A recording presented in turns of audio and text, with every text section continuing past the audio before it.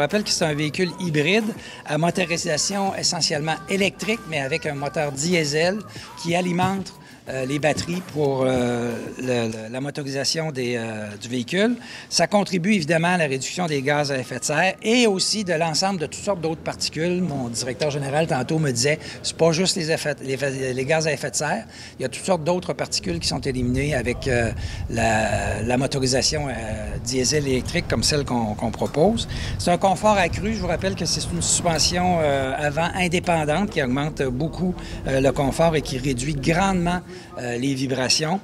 C'est un véhicule qui est beaucoup plus silencieux, je le répète, propulsion hybride là, avec plusieurs composantes électriques. C'est un véhicule qui est beaucoup plus lumineux, vous allez voir lorsque vous allez être à bord. C'est des fenêtres panoramiques et c'est de l'éclairage d'aile maintenant qu'on a à bord de ces véhicules-là. Il y a plusieurs prises USB. En fait, il y en a 8 doubles, donc 16 prises au total pour permettre à ceux qui ont des téléphones intelligents, comme tout à l'heure, si vous voulez charger votre téléphone, ça sera le temps de le faire à l'intérieur de l'autobus.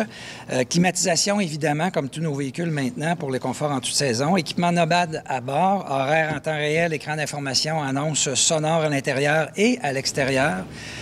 Des économies de carburant encore plus grandes que ce qu'on a sur nos véhicules standards hybrides. C'est de 10 à 15 encore plus que nos véhicules standards, et sachant que ceux-ci sont de 20, 25, parfois 30 tout dépendant de la saison d'économie par rapport à un standard diesel, c'est quand même des économies de carburant assez appréciables. Vitesse maximale de 70 km/h.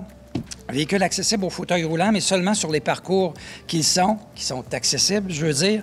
Alors, c'est pas le cas partout. Vous savez qu'on travaille beaucoup avec la Ville de Québec pour rendre tous nos arrêts accessibles, mais c'est pas le cas encore pour l'instant. Alors, ça va l'être de plus en plus. On travaille beaucoup là-dessus avec la Ville. Les clients à mobilité réduite doivent entrer par la porte arrière. Petite caractéristique différente des autres, de même que ceux qui ont une poussette de très large format.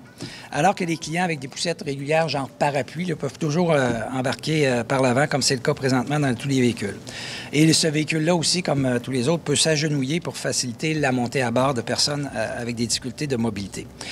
Il n'y a aucun valideur Opus à l'arrière. C'est une caractéristique pour l'instant. Alors, il n'y a aucune perception qui va être faite pour les personnes qui vont embarquer par l'arrière, donc les personnes en mobilité réduite.